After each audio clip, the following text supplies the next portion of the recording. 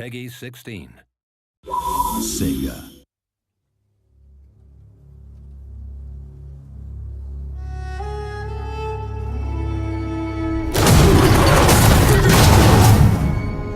Rome 2 is epic in scale. It's a world-spanning, world-conquering game. To create that grandeur and that epic sense of scale, we need to create audio that really supports that.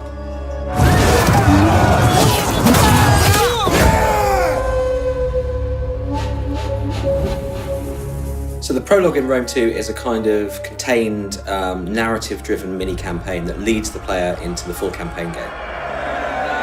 Soldiers of Rome, we have travelled far together, down a path not of our choosing. So we have Mark Strong playing the part of Silanus, who's the kind of protagonist in the prologue. Mark Strong is a great actor.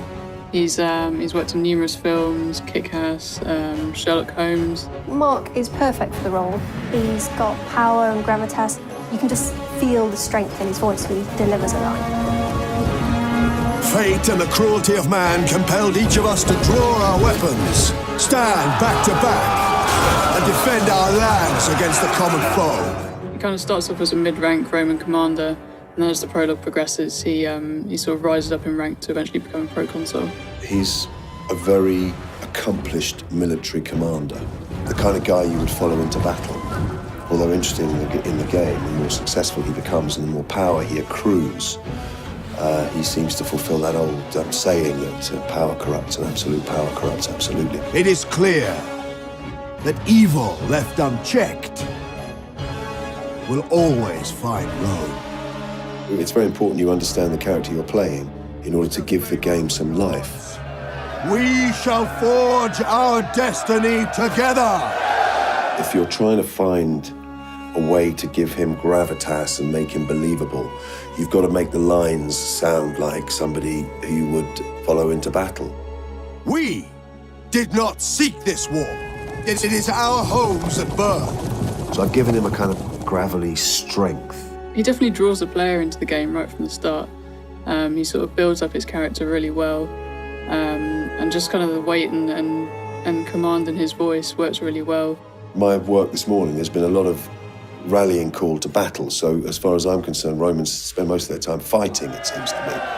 For Rome! Music is incredibly important in Rome 2 because it sets the tone for the historical backdrop, and it really draws the player into the atmosphere of the ancient world. It helps deliver the emotion in the game. It helps deliver the grandeur and the spectacle. And it helps us to create an identification with a particular culture. Largely, the inspiration comes from the visuals and the game itself.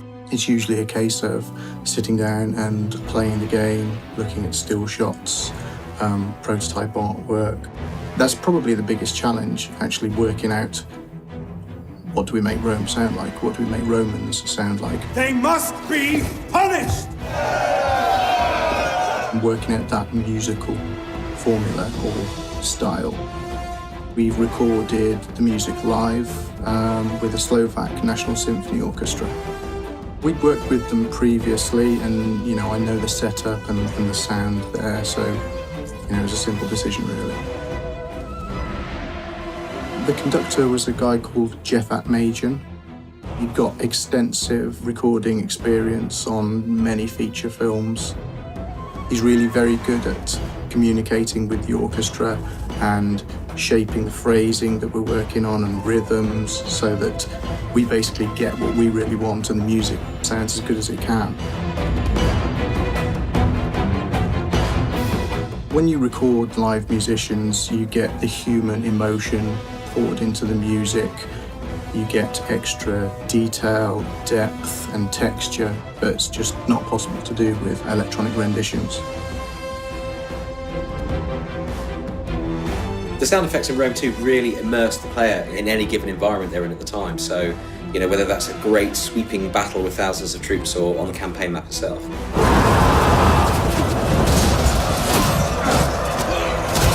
I think believability is probably the main reason that we need to have good sound effects.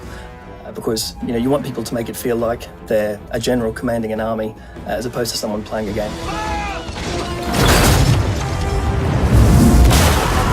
This will never end. We recorded a lot of the assets ourselves here, as well as in the field, as well as at Shepparton Studios. And so we've recorded tens of thousands of individual assets that have been recorded from scratch. So that really does make the battlefield come alive when you can zoom into two guys fighting it out and hear exactly how we think it should sound in that era. Some of those guys really suffered for their art. We had them standing around in full suits of Roman armour being struck with blunt instruments to kind of replicate the sound of metal on metal that you hear in battle. Those guys really worked hard for us. So the metal shield was a car door impact, plastic bottle being hit, foley, body thumps, like a big body hit. We used a giant metal spatula for sword ring outs. We also created a new sort of faux Roman guy, which was a punching bag with helmets, and we bashed it with our fists and all that sort of stuff. It's not always what you expect it to be. The sound effects and audio for Rome 2 are utterly spectacular. We've got this incredible orchestral soundtrack. We've got this incredibly detailed, rich soundscape. You just have to hear it to believe it. Take it from me, you're going to need some bigger speakers.